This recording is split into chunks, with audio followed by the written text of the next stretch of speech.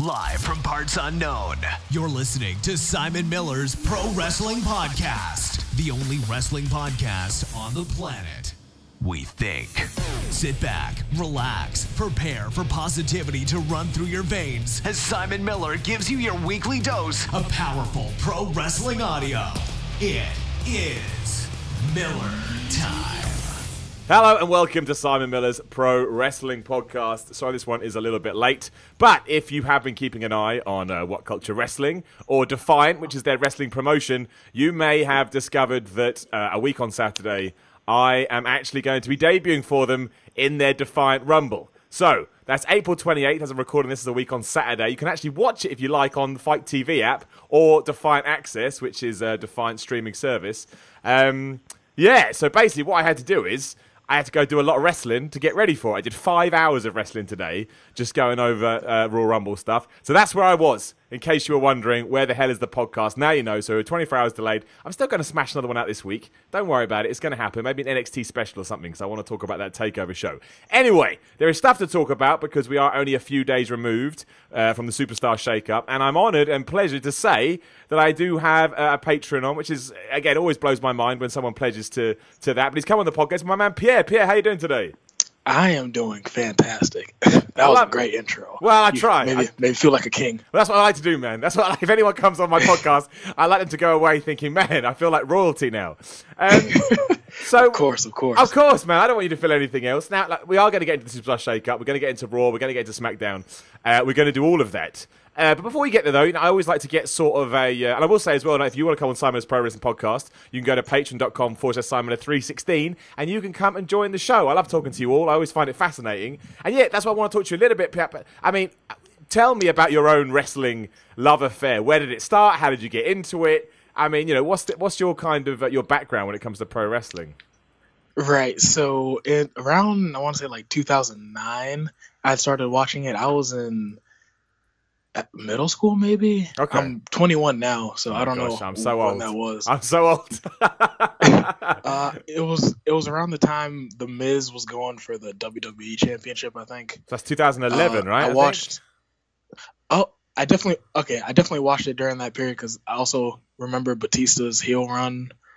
I remember watching WrestleMania 25 with Shawn Michaels and The Undertaker. That match, oh man, that was something else. How long had you been watching when you saw that match? Or had you been into it quite a while by then?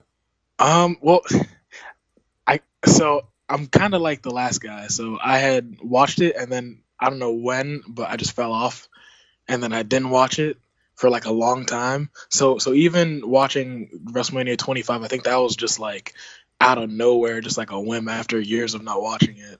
Oh wow! So you came back to that? Yeah. And then I stopped watching it after that for some reason. Because you knew you'd peaked, man. You knew you'd peaked. Oh. You're like, there's nothing I can do. Yeah. And then I came back last Backlash, so Backlash 2017, and that was when I like full on came back in, and I've just been watching Defiant Wrestling. I've been going crazy with it. Oh, really? Are you into everything then? WWE, indie wrestling, everything you got? Yeah. I try to look for all of it. Oh man! So like outside of, I mean, would you call yourself a WWE guy, or how do you kind of see yourself when it comes to that kind of thing? So, if there's anything, I would say I'm an NXT guy. Okay. Because I feel like that's just my favorite shit. In terms of New Japan, I watch like a lot of the matches individually, but I don't have new Japan World, so I don't watch it week by week, but I watch it when I can, like the big matches especially. I don't watch much of Ring of Honor, but I've seen a few matches. I saw the Young Bucks and Flip Gordon versus SoCal or Uncertain, whatever the team is. Apologies for that. But that's all right. Yeah, just like finding random matches online. I watch a lot of Defiant Wrestling. I like Ricochet and Will Ospreay. Those are probably two of my favorites outside of the WWE. I don't think you're alone with that, man. Yeah.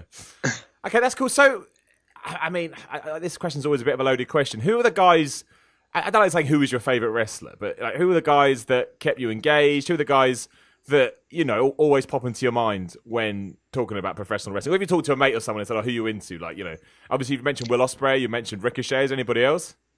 Oh man, Triple H. Yes. That man, yes. He's such a douche, but it is so great. Yeah. Everything it's so entertaining. I agree, man. I've always liked him. Like I get a lot of stick for that all the time. I like him. Look, I don't have to worry about backstage politics. I'm some dude living in England. I mean, is it a problem? Potentially, but it don't affect my life.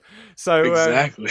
No, and also, man, I mean, someone like Triple H to me is, and I don't want to talk about, you know, how these people get there, but if someone said draw a professional wrestler, I would draw Triple H. That's who I would draw. Yes. That man, whenever he did the entrance with the... I could do the mist thing now because I was just practicing that so much because I was like, I need to be able to just spew out mist at any time. Exactly. So I learned how to do that. And I like it. Absolutely. I mean, in the shower, right? Put some of that water in your mouth and just spit it everywhere. In the shower, when I'm out playing soccer, whatever I'm doing, if I have water in my mouth, I can just... Not on people though. That'd be rude. No, that would be rude. Well, you can play it as you go. If I was a heel, then yeah, of course. Yeah, exactly, of course, man. Okay, so I mean, so now you feel like, because we always say when we have people on, everyone seems to go through this sort of mini escapades where you get into wrestling and you love it, and then you vanish for a while. You know, that does seem to be a thing. But do you feel now, after you had your break, you've come back and that's it now? You're going to be a lifer? Oh yeah. It's a wrap. Oh, yeah, that's good. But I really do think why that happens is I think it's an age thing, but I also think it's just so accessible now in terms of, you know, you've got the network, YouTube is just, you know, social media, all that kind of stuff. It's so easy to watch wrestling these days that, you know, I actually think it was harder sort of back in the day but once you fall into it, that's it. There's so much stuff you can watch. I think it's easy just to go, this is it now. This is just a hobby that I've got. As soon as you enter the maze, there's no getting out. Exactly. Once you fall out and then fall right back in, then you're just lost because there's stuff every day. There's always news stories. There's always stuff going on backstage, front stage, side stage, another dimension stage. It's just exactly, man. Lots of it's wild. Have you been to any events or anything like that? Have you checked out any live shows?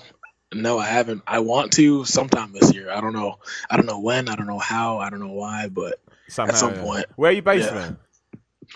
North Carolina in Charlotte. Oh wow, it's Hardy Boys territory. Oh yeah, Ric Flair's territory. I should say. Actually, I have a great. I've never told this story to anyone because no one cared. I care. I care. I was flying back from Atlanta, I think, and guess who was on my flight? Young Jeff Hardy. Well, incredible, man. This was like a couple years ago. Yeah. I was sitting on a bench like right across from him. Well, no, not right across. It was like side to side, but it was probably like 10, 20 feet away from him. I kept looking at him and I was like, I can't do it. I can't do it. Did you do it? And then when the car pulled up, it was his wife and his entire family with like their dog in there. And I was like, oh, yep, I can't go up now. It was over. But yeah, he was a big dude. I was like, oh, surprised because he looked like, so small compared to everyone else. Do you mean like height wise or? More like thickness. Oh really? That's interesting. Well, because I don't want to. I know what you mean. I know what you mean because I was surprised. Yeah. Like, so I didn't think Matt Hardy was a tall guy, but he's like 6'1", which is not. Wow. It's not like super tall for a wrestler. But yeah. They were always portrayed as these high flyers, so I thought he was going to be like 5'10" or something like that. Yeah. So I was actually quite surprised. Huh. That's good though. Wow. I mean, sometimes it is best not to chat to wrestlers. I always tell the story when I saw Scott Steiner and I went and talked to him. Huge mistake. He just ran at me like a crazy person. Oh no! Yeah, never don't. If you see Scott Steiner, don't talk to him. He may run at you. I love watching videos of him just talking the most nonsense. He's nonsense, but hey man, he's very entertaining. It's brilliant. I love it. It is right. So let's move on to Monday Wrestling. We had the Superstar Shake-Up. We will get into it. We'll be specific with it, but as a general, as a general rule of thumb, looking at both rosters now, are you happy with it? Are you sad with it? Do you think they did too much? Did they not do enough? Is there anything that surprised you? How are you feeling about Raw and SmackDown at the moment? I'm extremely excited about SmackDown for sure, but on Raw, I still love Braun Strowman. I think the Nicholas thing was, I love that so much. I know people hated that. But, it's so hard for me, man. It's so hard for me because as a fan, I loved it, but as like a wrestling critic, I'm like, it's awful. So it's kind of like, it's so hard, but every time I think about it, I laugh. So it's difficult for me to say I didn't like it because I did. Yeah. For me, what I was always thinking of was it felt like it was kind of hard to get the bar back over as being like a big group. So I just thought just blow it up and just restart, really. Yeah, so, I think that's why it's good they went to SmackDown. Yeah. I mean, the only thing I worry about is it has left the Raw... We'll start here. Screw it. I think it has left the Raw Tag Team division in a worse state, and I think that's a problem because, like you said, regardless of what you think about the Nicholas thing, it was almost like a reset. And as much as I like a team like Drew McIntyre and Dolph Ziggler, which we'll talk about later, I don't believe that's long for this world. Do you know what I mean? Like, that is a short-term thing. Yeah. So they're going to go away. So they're not a tag team. And who else did we get? The Ascension, Breezango. I love those teams, but they are not teams that WWE believes in because we know that's the case because we've seen how we've treated them. So, and a lot of people go, well, the Authors of Pain. Look, the Authors of Pain are great, but they are not... They've got... Now they're on the main roster. They've now got to find their place again. They're not the Bar. The Bar are a very, very good tag team. Maybe a little bit lost in the shuffle because they had nothing to do, but they were a very, very good tag team. So that's my only worry. My only worry about that shift. I like the Bar going to SmackDown because I think it definitely strengthens up SmackDown's tag team division. But I'm a little worried about what we do with Raw in that sense. I don't know which teams we're going. I like Bray Wyatt and Matt Hardy. I like that. Hopefully they're going to win the belts. But even the Revival feel a little bit, what's the word I'm looking for? Well, just sort of past it. Not past it, but just not exciting. Bland. Yeah, bland because of how they've been used. So... Yeah, it's tough. But what would you like to see them do, I guess, is the question I'm trying to get at. I want to see the Revival really like emerge where they should be, where they should have been for a while. Yeah, just at the top of the tag team card at least. But I think Bray and Matt, that's a good tag team. It'll be nice to see what they do. I think it's kind of weird hearing Bray say "wonderful" because it doesn't sound as nice as Matt's. I don't know if that's just me, but I'm just like, okay, bro. What did you know about Woke and Matt Hardy before he arrived? Did you know about the TNA stuff or? I knew about it. I haven't seen like the Ultimate Deletion. Or was that the final one? Whichever one. I get confused. Yeah, I get confused. Yeah. But I haven't seen anything in terms of like matches or anything. It was really just maybe a funny clip here or there. That's about it. Yeah. So what do you think about the Woken universe and the WWE? Because I still stand by the fact that it hasn't been explained very well. It is just there. Do you like it? Do you not like it? So at first I hated it. I was like, what is going on here? Why are there lawns of mowers and chains of what is? But then at some point it just clicked, and everything he says is just perfect. Yeah. Hearing him on the Edge and Christian podcast was he was in character, and then he'd switch out of his character work is just incredible. I mean, I think it is when he was wrestling for WCPW before it became Defiant. And yeah, I said to him beforehand, obviously off camera, he was just being Matt Hardy. And I said to him, like, what do you want to do on camera? And he just looked me dead in the eye and went, yeah, I want to be really weird. And I went, that's no problem, Matt. We can do that. So I massively respect what he's done with that character. And I honestly think they should win the tag team championships. I don't know how most people feel about that, but to me, they're the only team right now. They're over. People like them. There's an interesting dynamic there. I think it's the way to go. For sure. They can build the Hardy compound, and they can build off of that with the tag titles. Yeah, exactly. And now Jeff Hardy's gone to SmackDown. And look, we're going to kind of throw this around as we go, just because there's easy segues to make. I really liked Jeff Hardy winning the the United States title from Jinder. Yeah, exactly, yeah.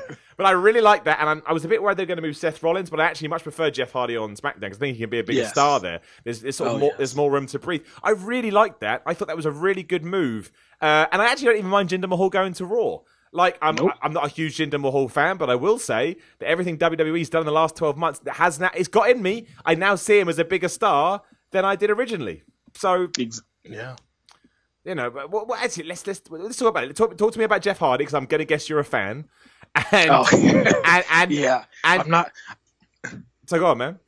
I'm not like a huge fan of him, but like, but like growing up, I definitely always saw him with the face paint on, and I was like, man, he is wild. That was always what I thought. He is just a wild man, jumping off of everything and just doing all sorts of stuff that I would just never do.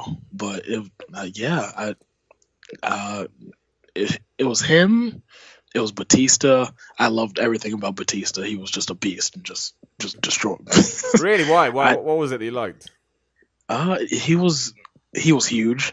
Yep. I was a Vince sort of guy. Yes, I like this, man, because I am too. Like, I love what wrestling has become nowadays. I really do. However, and this is the weirdest sentence that I'm going to get. I get it, whatever. But I'm a sucker for a big guy, right? I'm a sucker for a big guy. I love a big guy. I just do. I like a big guy. Yeah. I warm to them. It's more believable. Exactly, 100%, man. So I completely. I also like when you meet them as well, and you're like, oh my flipping days, you're humongous. Where sometimes So go on, man. I saw Sheamus in the Atlanta airport, and this was before the Mohawk and everything, and I was like, that man is that really Sheamus? He's just standing in the middle of the hallway. Actually, people were like trying to walk around him. He was just chilling in the middle. No one's looking at him, nothing. Yeah. And like, this was back when I was watching this. I was like, okay, should I go? Should I not? And then that time I was like, he's probably gonna throw me through a wall or something. So I got too scared. He's quite tall, isn't he? He's taller than you think. Yeah. He's definitely tall. Yeah, because I met Randy Orton years ago. Oh my gosh, you do not understand how tall Randy Orton is. I met him and Wade Barrett, and you're like, fucking hell, you two are so tall. It is. I felt like a shrimp. It was horrible. That's tragic. It's just crazy. So anyway, yeah. So I do like Jeff Hardy being a United States champion and also going to SmackDown. Oh yeah, that's a great move. Amazing move. Yeah, I think so. I really do think that. I mean, say what you want about Jeff Hardy's personal life, nothing to do with me, but I really do think that he connects with the crowd, right? The crowd always liked him. So I honestly believe, because like I say, I do think there's more space to breathe on SmackDown just because of the way that it's designed and set up, that I think really there's probably a world championship, at least a program in his future, and I think the fans will dig that. I'm not the biggest Jeff Hardy guy ever, but I like him. And I think that's the right thing to do. And I think splitting the Hardy Boys up at this juncture is also the right thing to do. So I think that was a good move. It was all good all around. Yeah, I'm definitely a fan of, and I'm excited to see where he goes, because he could go really to the ceiling, and I don't think anyone's gonna be like, this makes no sense. Yeah, exactly. I think people want it as well, don't they? Which always helps in pro wrestling. Yeah. When actually people want that, you can get away with murder, and we will use that to segue into Jinder Mahal, because people didn't want that, and then people got mad. However, you're watching Raw, the show starts, Kurt Angle comes out, he introduces Jinder. What's your first reaction to it? Because I genuinely thought to myself, you know what? That's a really good move. I was very happy, because I'd much rather see him at some random point in 3 hours as opposed to a big old segment with him and like Samoa Joe or something on SmackDown. I'd be like, I don't want to see this. No, and also I didn't want to see that Randy Orton Jinder program again. No, I was done with that. Like, I saw my 1 year anniversary watching the same exact match. With different. Come on now. No, that's poor. I mean, it also, the other thing. I mean, you tell me what you thought of this, because I genuinely don't know. I didn't pick up on this at the time. This was me listening to the Wrestling Observer after the fact. Obviously, we had a backstage segment where Jinder Mahal got interrupted. I mean, he's gonna, so let me back up here a bit. So Jinder Mahal fought Jeff Hardy for the United States Championship, because Kurt Angle said, you're on Raw now, we expect competition. He won, which is the right thing to do. Fans loved it. Then he goes backstage and No Way Jose comes up and dances away with Renee Young. Now, I thought that was very funny. I liked it. But are we going into a No Way Jose Jinder Mahal feud? Because I took it as just a little skit that was funny. That's what I took it as too. Yeah, so you don't think it's a feud, right? Because I didn't think that at all. I thought it was just like a way to get more exposure for No Way Jose. I didn't see them having a feud. If Jinder tries to go beat his ass off of that, that would be a weak ass feud. Well, we've seen worse, but yeah, you're right. Yeah, that's true. But I thought this was the start of a little skit that I assume No Way Jose will do it next week, and the week after that he'll just that would be fantastic. Because I just don't think No Way Jose. I'm not saying I like No Way Jose. I think he actually could be quite a decent, solid mid carder, because he's fun. But I don't think a Jinder Mahal No Way Jose feud right now is what anybody asks for or needs. It's my is my gut feeling. Well, yeah, no way, exactly. You mentioned you're an NXT guy. What's your opinion of him been? He's been like okay. Like I've seen him just as a mid carder, like you were saying, just a fun mid carder. It's like, oh, there's No Way Jose, nice. But past that, I'm like, I don't really want to see like you versus Aleister Black for the champion. That would be a weird feud. All of his happy shit, and then Aleister Black's. Oh, that would be. I kind of want to see it now. Well, there you go. Yeah, you've talked yourself into it. Weird dynamic. You've worked yourself into a shoot, brother. So I don't know what they're doing with that. Let's focus more on sort of people that shifted elsewhere. I mean, we kind of learnt early on that The Miz was going back to SmackDown, which I think was utterly essential just because of everything with Daniel Bryan. I think people need that feud after everything that happened last year. And obviously we had that Miz TV segment where, we found out that he's leaving and Kevin Owens and Sami Zayn come back to Raw. We had a lot going on, and I liked all of this. I mean, if you want to pick holes in it, yeah, sure. Why all of a sudden does Stephanie McMahon have the power when 6 weeks ago Kurt Angle had all the power? But whatever, it's wrestling. But I actually thought all this shifts. I like Miz on SmackDown. I like Kevin Owens and Sami Zayn back on Raw. I thought everyone here felt like a big deal. Maybe slightly worried that the Miz Taraj aren't going with the Miz because I feel like they're good as a team. I don't know if they're actually going to be pushed. But again, man, as this is going on, do you like this? Do you not like this? How are you feeling? I like the direction that I think it was weird when Stephanie just randomly had a power trip and just overrided Kurt Angle, but I was like, all right, guess we're doing that. Yeah. But with Sami Zayn and Kevin Owens, I love both of theirs. I didn't think Sami Zayn could be such a good heel, but he just irks me so much because he's like the happy-go-lucky douchey frat boy. Just his like character is great with that. But I like all the who else moved besides Sami. So it's Sami Zayn, Kevin Owens, and The Miz going the other side. Oh, The Miz, right, The Miz, yeah. I love everything about The Miz. Even really? Back then, yes, because he pisses me off, and I'm like, that's what I want. I want someone. If you're gonna be a heel, like, even though now recently I'm like, dude, you have a kid now. You're like doing great. I want to see you succeed, but like, I don't know. He's always been somebody that I always respected at the very least for like, especially with his promos and his promo on Talking Smack where he just got super blood red. Yeah, that was incredible. Do you want to see him go against Daniel Bryan? Because I couldn't believe it. I couldn't believe it's a bit strong, but yeah, I listened to Meltzer talk about it, and Meltzer was all like, I don't really want to see that feud. I was like, I do. I want to see Daniel Bryan versus The Miz. I'm well into that. Well, the thing about Daniel Bryan for me is I kind of miss the whole yes movement. Yeah. And like I see it and like it's cool and all. And I really like him wrestling, but I don't have that extra connection with him to where I'm like, oh, this is like the greatest thing ever. But I definitely want to see it for sure. And I think that the promos that The Miz is going to cut on Daniel Bryan and vice versa would be like great enough on its own. Yeah, I believe both of them. Feud. That's the best thing. I'll believe everything that either one of them says. Oh, because, yeah. When The Miz is on, I don't care. He's a great promo. And, Daniel Bryan is the best at cutting a babyface promo. He's just awesome. Yeah. But no, I like it. I really want to see. I mean, I actually think at the moment, given the main event scene, well, I don't know because we moved to Samoa Joe, which we're going to talk to in a second. But I mean, what do you want? Do you want Kevin Owens and Sami Zayn as a tag team? Do you want them as singles? I kind of want them as a tag team for what we talked about earlier. But then it depends what the Universal title picture is now that we've moved Samoa Joe around. I mean, I don't know. I don't know what the best thing to do with them because obviously they can be great single stars. But I feel like maybe we do need tag teams at the moment. I think tag team is the right decision for that because there's one person just still looming after WrestleMania, and that's Braun Strowman. Yeah, and I think him versus Roman Reigns. I want to see that so much. I think because they're just gonna bang it out. Absolutely, and I think once you put the Universal title in there as well, that gives it. We didn't have that last time, did we? So I think introducing that Universal title all of a sudden makes it more interesting again. And that's what I think they're going to do. I think that's why Samoa Joe moved. Look at these segues, are perfect. But I think that's why, because I thought they looked at it and go, well, Samoa Joe can be an awesome heel on SmackDown. Probably win the world title at some stage, which will send me ballistic. Oh, I hope so. Oh, man, can you imagine? But also, exactly, after the Greatest Royal Rumble and Backlash, that opens up some Roman Reigns versus Braun Strowman feuds for the title. And right now, I think that's what we need to be. I don't think we need to wait any longer for that. I actually think that would be doing a disservice for the fans, given how they feel about Strowman. That would be incredible.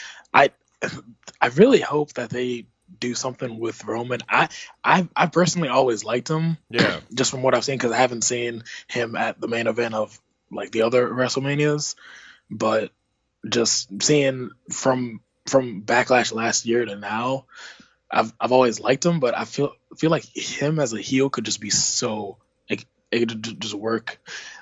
It's not even that he's not a heel now. It's more like I just want to see him be more of a prick, basically. I do. I mean, I don't know what they're going to do. I think at this stage, I mean, we all want to see it, but it's kind of that whole long in the tooth. Are they actually going to do it now? Yeah. Do we believe it? But I think you're right, man. I think sometimes he does things, and I'm like, it's there, man. I can see it. Especially because the Raw finished with the 10-man tag match, didn't it? Yeah, it did. Yeah. And everybody, even with people like Bobby Lashley in there, and we had an arriving Bobby Roode, but everybody wanted to see Braun Strowman. That's who everybody wanted to see, and I think sometimes you've got to give the fans what you want. If you are going to give them Strowman versus Reigns, and Reigns going to be booed, let Reigns be a massive prick. It would make sense. I was listening to Jim Cornette on Roman Reigns, and he was saying something along the lines of like Roman just needs to become a heel and just get tired of everyone's booing and everyone's constant nonsense that they're throwing his way and just not care about anyone else and just stop being like family man, all that, just himself, just throwing just being a prick basically, and just being a selfish bastard. And I think that is the route to go for him. Absolutely. I could definitely see him. Especially when he comes out on Raw wearing a gold Rolex. I'm like, what is this? I couldn't believe it. I was like, who backstage didn't go, Roman, take your flipping expensive gold Rolex? That's not relatable. A babyface has got to be relatable. So I look at Roman Reigns, right? Good looking dude. I think that's fair. Good looking dude. Yeah. Good wrestler. Attractive wife. Lovely child. What am I feeling sorry for here? Loads of money. Famous wrestler. I don't understand what they think. Like, even with John Cena, and I want to get your opinions on John Cena in a second, but John Cena, to me, no matter what you think, he comes across, he's got this nice guy aura to him. He just does, I think. No matter if you get it from his wrestling or outside of wrestling, John Cena feels like a good dude. I'm not saying Roman Reigns doesn't. I think he does too, but he comes across like he's got a bit of a chip on his shoulder as well. And that's where the sort of the difference lies. But yeah, tell me about John Cena, man, because obviously you must have had an interesting relationship with him, given when you started watching wrestling. Yeah, the most memorable TV match that I can remember was Triple H versus John Cena. I don't even know if it was I don't know if it was significant in history or if it was just a random ass match, but I was just running around the living room going crazy watching it because they were feuding at the time, and I was like, I don't like John Cena. Triple H is my man. Let's go. Yeah. I don't even know what the finish to that was, but for John Cena, he's in an interesting position now because from a lot of what I see recently, he just seems more like he's just a dick. He will just like Roman Reigns' promo, he'll just be like, oh, go on, I'll wait. And I'll be like, oh, God, I hate you so much. and watching Shinsuke, Kinshasa, I cannot say that. Kinshasa. Neither can I, man. I get destroyed every week on ups and downs for it, so don't worry about it. Sorry, dude, go on. But when he got hit out of the ring for the Royal Rumble, I was like, oh, this is what I need. Oh, really? So you liked it? Yeah. Oh, yeah. Yeah. What did you think of Nakamura's heel turn? I love it. It makes a lot more sense because he does all of these weird little movements, and just saying I don't speak English, that was it's such a douche move. It's so good. My worry, he speaks perfect. He knows exactly what's going on. He just does not want. It's just stuff like that. It's not super evil, like he's not doing any sort of Kane fire in hell sort of things, but it's just so many things that are just you just want to punch him in the face for it. Like, why keep going for my man? AJ is nuts. Like, my only worry is though is that people are liking it. They like they like the I can't speak English. They like the fact he keeps punching AJ Styles in the balls. And I'm worried now that he's kind of got that stuff over in a popular way, which is really weird. I hope in the next few weeks he does something that's like really heelish. Like, I hope that he does something that's not funny like that, because that was really funny. But I'd rather have him do something that's like, oh, you're just the worst. What would you? Because having AJ be a superhero and then having Shinsuke be that just dastardly villain, I think that would be a great feud moving forward. Give me a scenario. What does he do? Like, just beat the shit out of AJ or something? Or I think maybe. I think him destroying Rusev at some random point, not even related to like AJ, just Rusev Day, just destroying everything about that. I think that would be a nice, because if Daniel Bryan and AJ, if their feud continues like immediately, then it'd be nice to see Shinsuke just take out people for just going to random matches, going to like jobber matches and just destroying people and just taking everyone out, but like in just a douchey way. I don't even know if that's like the best route to go, but that was just off the top of the head. So he could, I'm sure WWE creative can sit down and think of more ways, but I think him just going on a rampage of just doing dastardly stuff would be wild. Absolutely. I think, I mean, hang on. I think it depends what they do with his music, right? Because we haven't heard his music since he's turned heel, and I think that's a conscious decision because everyone's like, guys, everybody loves his music and everybody loves his entrance. Also, we gave him a really good entrance at WrestleMania. What do we do? And I honestly think they have to change his music, but I think that's good because that will piss off the crowd, and then you're kind of heading in the right direction. Exactly.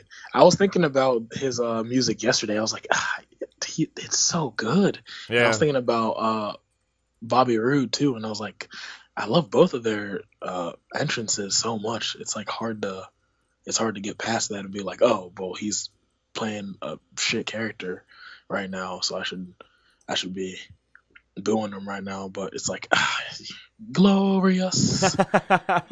you just shake your head and keep going. I think he's got to turn heel. When he came out as the fifth man in that 10-man tag on Raw, which was the main event, if you don't know. I mean, to say the least, because he just doesn't work as a face. It's like, it's one of these weird things where the song is over. He is over, but the song is popular. I wouldn't necessarily say that he is popular. And I think we need to... I just think he's a better heel. I think we need to turn him heel. And I mean, what does he even do now on Raw? What do you do with Bobby Roode? I really don't know. I think he's don't get me wrong, I think he's a great wrestler.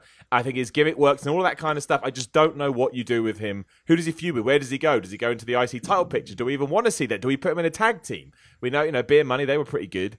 I don't literally have no idea what you do with Bobby Roode, and I think that's worrying because I think that means he could get lost in the shuffle. I don't want that either. Yeah, maybe he could. Every time that I think of a heel feuding with someone, I'm just like, Rusev Day. Yeah, I'm just. I mean, it wouldn't be a bad move if Shinsuke stays with AJ right now, seeing Rusev Day, and then having Rude's old heelish ways where he's just an expensive exclusive or like an executive. He has the suit and all of that. Just like on the phone, fuck you all, I'm the best. If he brings that, then that could work well against Rusev Day. I think so. What's your opinion on Rusev? We've mentioned him a lot. Are we up with him? Are we down with him? We are all on Rusev Day. All on Rusev Day. Good. That man is so funny. It really is. I cannot believe that WWE is so insistent on keeping him heel. When he came out on SmackDown to take on AJ Styles, and he was just a heel, and him and Aiden English were ragging on the fans. I was like, what is going on? Weird. What is going on? It was so weird. And then we have the tag team match later on between, it was Daniel Bryan and AJ Styles versus Rusev Day, and they're just so obviously heels. And the crowds are wearing Rusev Day merch and cheering for him. It's like, what is going on? I don't get it. It's such a weird dynamic just hearing them go crazy for Rusev Day, and then just seeing Aiden English stop the match and just start stomping on. Like, I was like, this they don't want to do this. We know they don't want to do this. Well, yeah, Like, it just felt weird. It is weird. I don't think they're going to turn him face anytime soon either. And now he's back in the casket match at the Greatest Royal Rumble either. He was in it, got taken out, now he's back in it. So I Makes don't know. no sense. I don't know what's going. I don't know what is going on there. It's weird. I mean, I guess you could argue that he is a face because he gets cheered, but I really would prefer it if WWE went all in with it. I think that'd be far better. Yeah. But hey, here we go. I just realised as well, like I said, this is going to be a podcast where we jump all over the place. It's just the nature of the superstar shakeup. But we mentioned the name John Cena. I don't want to hang on this point too long. I don't like talking about people's personal lives, but I feel like I'm not doing justice to the podcast if I don't mention it. Yes, in the last week, John Cena and Nikki Bella did split up. Is it a work? Is it not a work? I don't know. What I do know is, I now understand how people feel where, like, other celebrities break up. I never really understood. Like, when Brad Pitt and Angelina Jolie broke up, I was like, well, it's horrible, because I wouldn't wish pain on anyone, but it's none of my business. But this time I was like, literally read that story, I was like, no, it can't. I was like, why do I care about this? But it's a tragedy. Well, I guess we saw it at WrestleMania, right? So you do invest a little bit. Like, it was like, oh, that's nice. That's a lovely little... that's a lovely little thing. But yes, I mean, I don't know if you want to pass any comment on it, Pierre. I'm all right with that. But if you want to say something, you're more than welcome. The WWE made their marriage kayfabe, so seeing their breakup was a little weird. I mean, that's the thing. That's about it. Do you watch Total Divas or anything like that? Nope. Dude, I watch it, man. I haven't watched it in the years now, but there was a time I smashed it. TV, really. Well, I don't. That's the thing. I don't really watch TV, but I watch Total Divas, and I'm like, you're such a loser, Simon. Right, let's get back to Raw before I forget. Let's talk about the women, because Natalya came over to Raw. They had that little segment with Ronda Rousey. Was surprised to see Ronda Rousey on Raw. Absolutely. It's weird. I didn't like it at first, because I was like, I actually gave it a down on ups and downs, and maybe in retrospect I was wrong, because I didn't like it because it felt weird to me, where all of a sudden Natty Neidhart and Ronda Rousey being friends, Natty Neidhart went to take on, who the hell did she take on? Where's my notes? She took Liv Morgan. Liv Morgan, yes, because obviously the Riot Squad have come over to Raw as well. So we had that, and Natalya wins, and the Riot Squad beat her up, and Ronda Rousey comes out to make the save, and they're all friendly. And I was like, what is this? What is this goody two-shoe nonsense? But then I realised, okay, yes, if they are actually heading into a feud between Natty Neidhart and Ronda Rousey, actually, if Ronda Rousey's going to be on Raw more often than not, maybe that's not the worst feud in the world for her to start, because she doesn't have the hoopla of WrestleMania. She doesn't have all the smoke and mirrors that we had in that match. Maybe it will be a good match, and they're friends outside the ring, so maybe that makes sense. So I actually wasn't too down on it after the fact, so I kind of got that one wrong. In terms of protecting Ronda Rousey, I think it's the best route to go, because you're going against Liv Morgan and Sonya Deville, who are just mid-card, basically. And then you have Natty, who trained with her, so it'll be easier. She'll feel more at home wrestling with that, because we need to see her have like a proper wrestling match. Not to say that the Stephanie one wasn't, but like Stephanie. Like, we need to see, back and forth from her, and see what she can really do. Which I'm pretty sure she can do it A+, judging from that debut. But I think it's a good move for her, and I think it'll keep her not in the highlight of Raw, to where everything that she does wrong is going to be magnified. So if she messes up, it'll be kind of easier to take in as a mainstream, just because it's not as high of a profile, I think. Yeah, I think, and that's basically that's the thing. We need this is almost like the match for wrestling fans, right? That's kind of I think I was a little bit harsh on it, but honestly, dude, I really missed that one. I'm usually quite apt to, or at least I'm usually quite on that stuff. I usually pick it up. I didn't pick it up at all. I did not see a Natty Neidhart Ronda Rousey feud, and afterwards, I was like, oh yeah, of course that's what it is. So I actually like it. What do you think? WrestleMania in general, we'll touch on just as we're here. What did you think of Ronda Rousey at Mania and Mania as a whole? Because it's only a couple of weeks removed. We're still in that Mania season. No, yeah. Ronda was the highlight for me, I was so shocked. I thought she would be like okay. I didn't think it would be the best match on the card, in my opinion. At least I had the most fun watching it. I was like, oh, Stephanie, really? Oh man, it was watching Stephanie defend the armbar. I was dying laughing because I watch a lot of MMA too, so I was like, oh. Stephanie McMahon, wow, really? She should go for the bantamweight belt.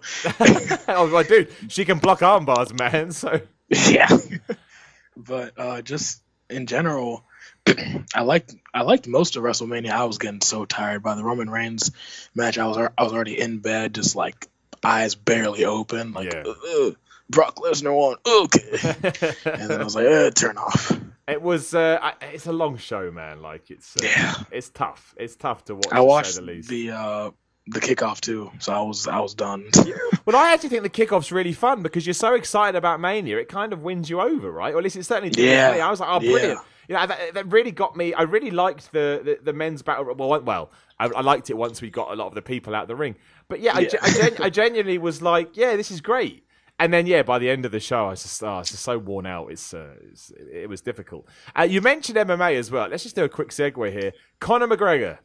what are your opinions? Oh man, he's going to fight. He's going to fight. Dana White said he's going to fight Khabib, and I'm like, how? How can he fight Khabib? Because money, man. They don't care about anything. When I heard that he had entered, he's prevented 3 fights on the card, I was like, you have to be done with the UFC, right? Like Dana's really not gonna let that slide. Nope. I think Dana didn't want to let it slide, but I think whoever handles the up of the UFC, which I think I forgot who had bought them out, but whoever had I think it's EMG. Yeah. But they see dollar signs with Conor, so they're like, yeah, you're definitely gonna let that man do whatever he wants. Yep. So he has a free pass to do whatever he wants. Basically, after doing that and still being able to fight in the same year, yeah, he can do whatever he wants. Yeah, tell me about it, man. So IMG, not EMG, IMG. Yeah, okay, I agree with you. I agree with you. Right, let's talk about Dolph Ziggler and Drew McIntyre.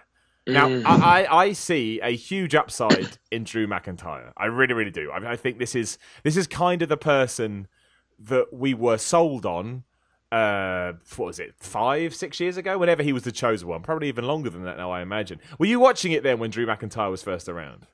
I remember Drew McIntyre. Yeah, I was. Yeah, I think he was just like just another guy back then because he didn't have the manly beard and he wasn't he was all baby faced up. But I was like, okay, he's cool. And Vince kept on talking about, well, not Vince, but like in general, they're like the prophecy kid. He's the one. I'm like, that's right. Yeah, let's just relax a little bit. It was a bit much, right? A lot to put on somebody's shoulders. However, I think now he is that guy. Oh he looks like a champion. Yeah, and he looks like a champion, and he acts like a champion, and he is a champion. He's just the best. He's just the best. So I really do. I think he's got something, but. We're putting him with Dolph Ziggler for a while, and genuinely, I'm all right with it if they go on a mini tag team run, because as we've discussed, they need tag teams. And so I don't think it's terrible. Unfortunately, this got ruined for me. I saw, maybe it was on Squared Circle or somewhere, somebody said, imagine you switch the roles of Big Cass and Drew McIntyre. And I was like, oh my gosh.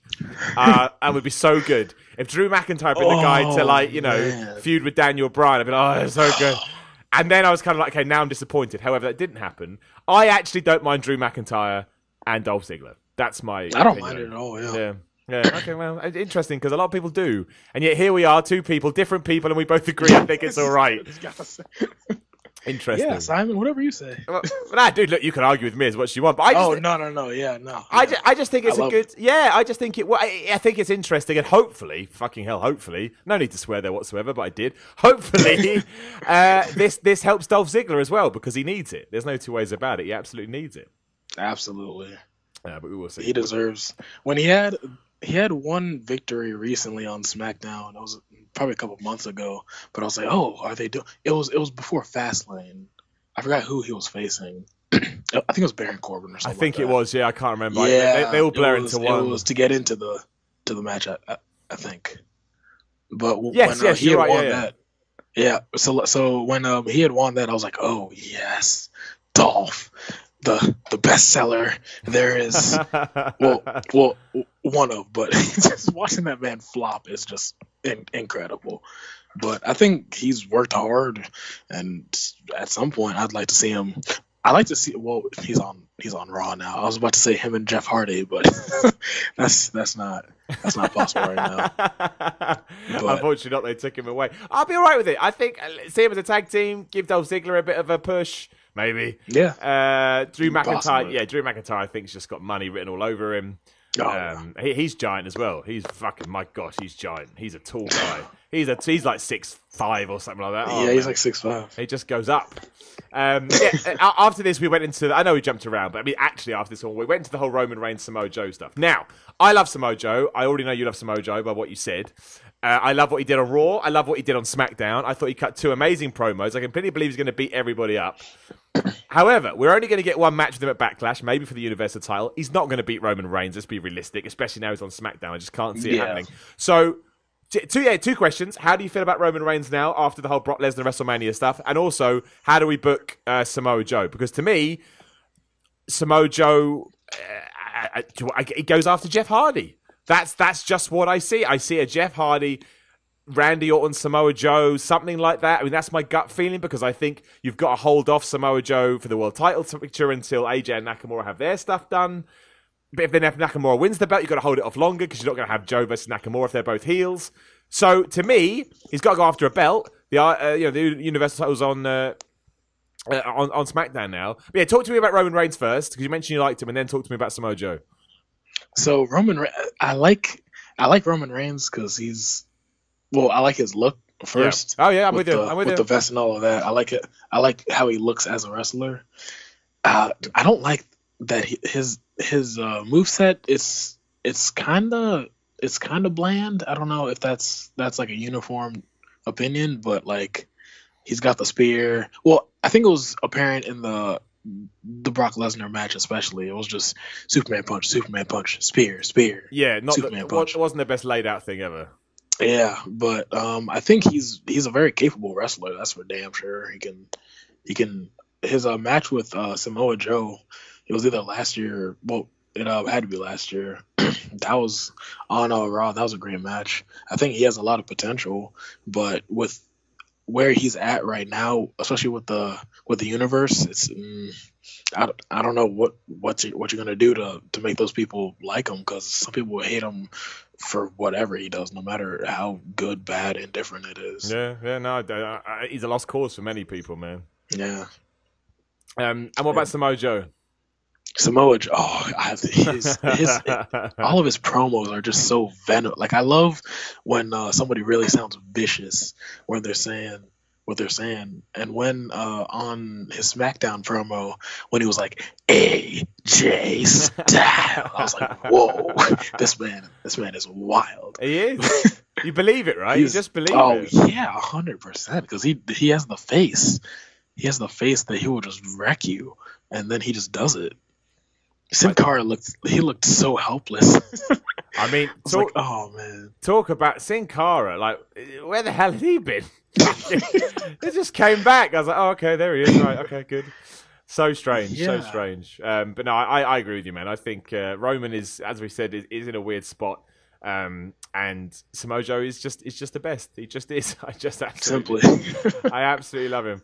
I mean, the Breezango stuff, I was going to talk about that. I mean, I didn't get it at the time, but then the bar went to SmackDown. I was like, okay, they're just losing on the way out. So I was you know, fine, whatever. It doesn't really mean anything. And then then we had the 10-man tag, which who the hell was it? It was the Miz Taraj. And who the hell? And Kevin Owens and Sami Zayn. It was the Mr. Sami Zayn, Kevin Owens, and they were going against the Miz. Yeah, going against Bobby Roode, Braun Strowman, Finn Balor, Seth Lashley. Rollins, and So it was those five. Yeah, and it was fine. Like, it was just a basic way to send Miz off to SmackDown. You know, the Miz Taraj turned on him. Okay, whatevs. You know, it's like, but I thought it was all right. I thought it was all right. I mean, Bobby Lashley, I'm surprised. I thought maybe he would go to SmackDown, even though he's only just come back. I thought maybe that was a better fit. I do like Bobby Lashley, though. But again, lukewarm. Everyone just wanted to see Strowman. They really did. Yeah. Yeah, it's so obvious that you just got to push Strowman to the moon at this point because he just overshadowed some of your biggest talent by like a long shot. Yeah. So if the crowd's reacting like that, I mean, they only want to see one thing, and they want to see Roman Reigns' head on a stake with Braun Strowman smiling right in the background. Oh yeah, I mean that's it, man. I mean, do you? What's your I can't remember the word I'm looking for. What's your exposure to Bobby Lashley? I guess you never saw him in WWE, but you must have seen him in TNA or Impact or something. I've only seen. Well, I used to watch a bit of TNA back in I don't even know when. I knew AJ Styles from then, but Bobby Lashley, I've only seen a couple clips of him. I didn't even know that his finisher was the spear until like a week ago. Yeah. I was like, oh, that's his thing. But I think the headband looks pretty funny. I like it. It's so weird. His head look like a one of those rolling deodorant sticks. One of those things. It's true. I think that's why I like it. It's just so weird. Yes. It's like, what is that? What is that? But you can't say anything about it because he'll beat your ass. Oh man, yeah, he'll kill you. He'll absolutely kill you. I like him though. I just think we need to get in the program quickly and and get some stuff sorted. But no, I like Bobby. I've always liked Bobby Lashley. I think he's all right. Do you think him and Elias are gonna feud? I guess so, man. I mean, why not? Elias has got nothing to do with that. That just means Elias gets destroyed.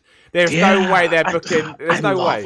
Elias is one of my favorite wrestlers. 100, like mid card, top, doesn't matter. I love everything. He's so witty. He won me over, man. I tell you, he won me over. I didn't think for a while. I was like, yeah, and I was like, no, you got me. You've absolutely got me. I love him. I think he's fantastic. Yeah.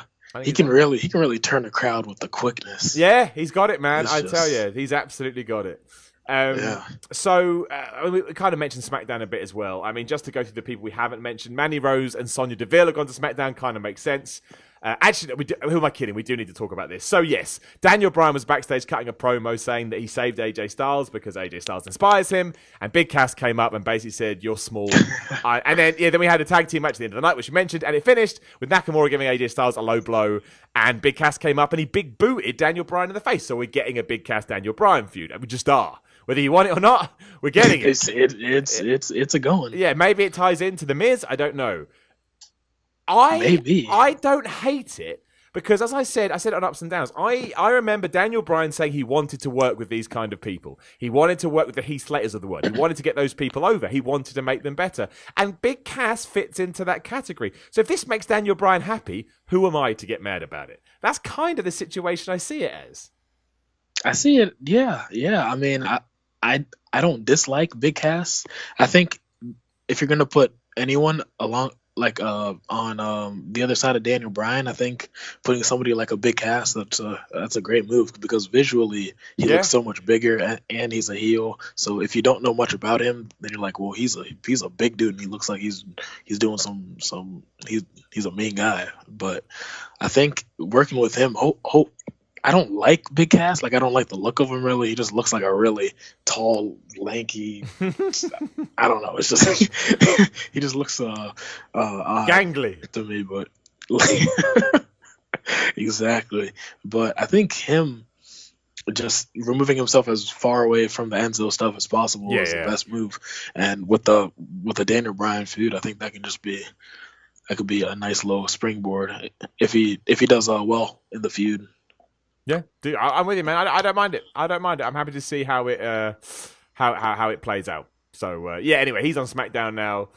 We mentioned Big Cass. Oscar, of course. Oscar is on SmackDown now as well. And I mean, the women's division on SmackDown is very good.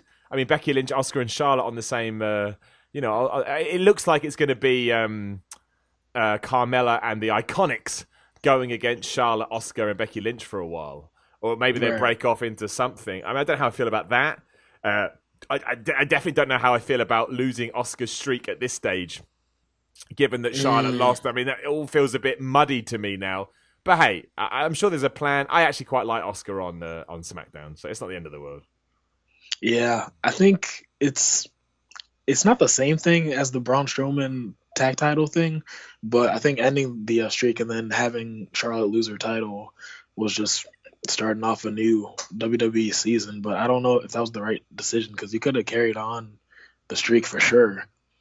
And then with Charlotte Flair, I had Asuka winning at WrestleMania, but as soon as I saw the way Charlotte Flair looked as she was in the ring, she did something with her arms and she put them out, and then she had a glare, and I was like, oh, that's a champion. Yeah, I agree. She's about to win it, and then I just switched it right then, and then boom, 1, 2, 3. Well, not 1, 2, 3, tap, tap, tap. Yeah. I was kind of disappointed she didn't break out of it at least once. It was just like, as soon as it was in, there was nothing she could do. She didn't really try to get out of it too much, which, I mean, these are little issues. I thought the match was great overall, but I was like, all right, well, we'll see what Asuka does now. If she comes out, well, she's out as a face right now, which is okay, but I would have liked to see her come out just angry, just rah! But I mean, seeing after Charlotte was ready for Asuka, after that, I mean, she'll stay a face for now. I think I just rambled. Nah, dude, I agree with you. I agree with you, man. It needs to be something. We need some edge in the women's division. We've got the talent, now we need some edge. We will see. And then, from NXT, we've got Sanity coming up. A lot of people upset that Nikki Cross on there. Nikki Cross. But I'm all right with it, because now she can shine.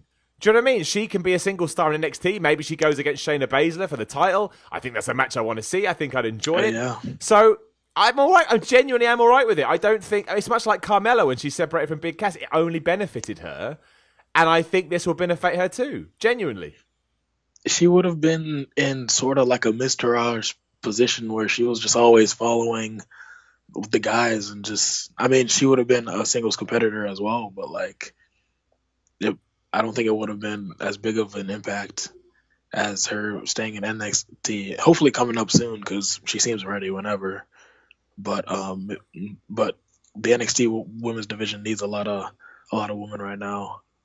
But I think she's just Sanity can do well without her regardless. I think Vince looks at Sanity like just 3 guys, boom, they can do it on their own. Nikki Cross wasn't necessary. She's a nice addition, of course, but she wasn't necessary to the core of Sanity. So no, I agree. It was a good move. I'm with you, man. I think we're in the minority there, but I 100% agree with you. I really, really do. And obviously, Andrade Cien Almas and Zelina Vega are coming up. Oh, I love us. Oh, yeah, exactly. El Idolo. Oh, God, I love so much. Absolutely, man. I am 100% with you. I think it's a great move. Again, much like Jeff Hardy, there's more room to breathe on SmackDown. I think he can really, really sort of get stuck in there. And I'm excited to see what they do. I'm excited to see where they go. I think it's going to be... I'd love to see him with the U.S. title at some point. Yeah, me too. Not right now, but at some point, oh man. Yeah, dude, I'm with you. I'm with you. So that was kind of it. That was the Superstar shake-up. I think it was decent. I didn't really want one beforehand, but now we've got it. I actually think it makes Raw and SmackDown more interesting. I'm looking forward to the show. So yeah. One thing that I completely forgot about was the Usos and the Bludgeon Brothers. Of course, that weirdness. The Bludgeon Brothers. I mean, I love the Usos. They're probably my favorite tag team. Yeah. Right now, but it's just kind of weird seeing the Bludgeon Brothers just come in and they're just destroying everyone. And it's with the new division, there will be a lot more challenges. But I think WWE did a good job of setting a bunch of chess pieces, or setting up a bunch of potential things, but it could go really good or it could go really bad. I think. I agree, but I wasn't 100% sure on the whole Naomi thing. I thought that was a bit weird. Yeah, because I get it. I get we don't want to. I don't want to see men on women violence at all. I really don't. But at the same time, you do have these 2 crazy dudes called the Bludgeon Brothers, and they just walked off. So that was a bit well, it doesn't really make sense, but okay, it's okay. Yeah. I think we could have just... if Big E came out and like defended Naomi, that would have been fine. To where Luke Harper and like Eric Rowan looked like they were about to do something, but then if somebody saved them, that would have been nice. Yeah, or just don't put Naomi out there or something like. Yeah, you know. But yeah, obviously from the women's Royal Rumble or from the women's Battle Royale to almost getting destroyed by the Bludgeon Brothers. It's really good winning those Battle Royales, isn't it? Really, really takes you over. Incredible. I had Naomi winning it. I don't even know how. Did I you? don't know why. Dude, that's a good call, man. I was so confused. I was like, she did it. I was like, Bailey won, and I was like, is that Naomi? Are you kidding? Because that was just a joke pick. I was like, I like Naomi. She was the SmackDown champion when I started watching. So, boom, give it to her, and then she got it. You absolutely smashed it, man. That's a great shout. That is a great shout. Before we do kind of wrap this up as well, we do have to mention that I think it was yesterday or 2 days ago, Bruno Sammartino did pass away. Right. Now, I think a lot of people listen to this sort of know maybe his name, but don't know sort of the impact he had on professional wrestling. Obviously, I didn't either, in sense of I had to go back and watch him. And I don't mean recently, I mean sort of a few years ago as I got older and the network and all stuff like that. Not the network, it's not on there much. But my point being is that he is he's the Hulk Hogan of his era, or the Stone Cold Steve Austin of his era, if you want a... 8 years with the exactly, man, and really did save the company. I mean, you could argue without him, we wouldn't have WWE today because it wouldn't exist. So, you know, and it's a huge loss. Like it's you know, it's like any kind of legend in any sport or a celebrity dying. It's just one of those things where you can say, yeah, he's 82 years old, so you know that's just how life works. But you know, it is the equivalent of a Hulk Hogan or a Ric Flair or a Macho Man when he passed away. Like it really. You know, it kind of, or you know, Roddy Piper or Dusty Rhodes. Like, you could even argue that he transcends all of those people, given that he was the forebearer to so much of this. So I thought it would be a miss not to at least mention that before this episode ends. I mean, how much sort of exposure have you had to someone like? I guess you just know him through just the history that WWE puts out there, which is really all you can do. It's hard to find anything. Pretty much. I was watching whatever video they had put out either yesterday or today on their YouTube page, but besides that, I don't know too much about him. But I heard about him from like a random podcast that I listened to that's about music, and I was like, I'm so surprised that they're talking about wrestling of like all things right now. It was very left field, but like that just shows that he had a big impact, and being the top guy for that long and just constantly having the belt, that had to be a crazy time. Selling out Madison Square Garden just multiple times, that's big impact. Huge, man. For sure. I mean, the fact that they sort of, you know, Madison Square Garden had like I can't think of the right word, sort of something on their big screen, or whatever you want to call it, sums it up. And you know, the fact that it kind of, you know, lots of news sites ran it, and yeah, he was a superstar when he lost the title after 8 years. Madison Square Garden went silent. They didn't know what to do. So it's like the Undertaker. Wow. He was like the Undertaker losing streak. No one knew what to do. So yeah, I thought we had to mention it. He's a huge deal. Like Pierre did, I definitely go out and watch the YouTube video and just research him because he's fascinating, if nothing else. I don't necessarily believe into this whole, you've got to study the business. You do whatever makes you happy. However, I think if you did do this with Bruno Sammartino, you'd be very taken aback. He was a trailblazer in this industry we know called pro wrestling. So yeah, that's what it looks like for sure. I wanted to touch upon that. Right, is there anything else you'd like to talk about, Pierre, before we send this podcast off into iTunes land? Into iTunes land. That's what I call it now. I would talk about everything for hours and hours, but I mean, in terms of the Superstar Shakedown. Wait, but what? Whatever it's called. Shakedown, shake up, draft, whatever it's called these days. Oh, man, it's a robbery. It's called 100 things, man. Nah, I think we did a pretty good job covering the bases. I think so, man. I think we put that to bed. And we'll have to get you back on, dude. We'll have to get you back on at some point. Oh, so for sure. Definitely. Went to to see what's going on in the world of wrestling. So where can people come find you if they want to talk to you about wrestling? So I just made a Twitter handle it was about 5 minutes before starting this podcast. Amazing, dude. I was like, because I was thinking about this. I was like, I need to have somewhere to like direct people. So you can find me on Twitter at DBP704. There you go. Everyone go for it. So go on, man. I'm following like 66 people. I have 0 followers right now because obviously I just made it. So if that thing goes up, I'll be like, wow. Are you following me? I am following you. I'm going to find you right now. I'm going to find you right now. Where I hang out. And this is the stupid idea, is it? I never look through my followers. DPB704. DBP, yes. Boom, there you go. I'm following you. Done. So there you go. Magical. So everyone go follow DPB704. DBP. And dude, I just want to say thank you so much for supporting me on Patreon. It genuinely means the world to me. And I had a lovely time chatting to you, so thank you very much.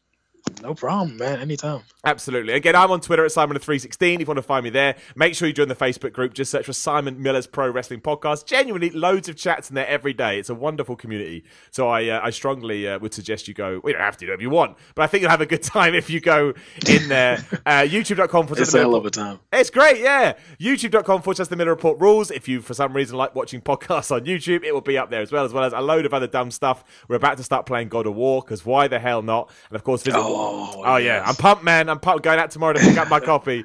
And of course, make sure you head over to What Culture and check all their stuff out. And if you'd like to come on the podcast, it's just patreon.com/Simon316. As I always say, even if you could just throw $1 my way, it makes all this stuff a lot easier to keep running. However, Pierre, this has been an absolute pleasure. Thank you so much.